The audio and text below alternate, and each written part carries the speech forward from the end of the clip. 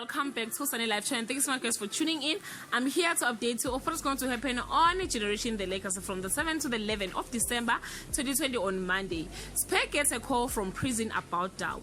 Will Lucy make it to the social worker visit on time? Tracy reads a newspaper article which set her mind racing on Tuesday. Bali is ready to execute her matchmaking plan. Bele is shocked by the story Balisa tells him. Figure doesn't realize she's being lied to on Wednesday. Cosmo's ex-boss asks a very strange favor of him.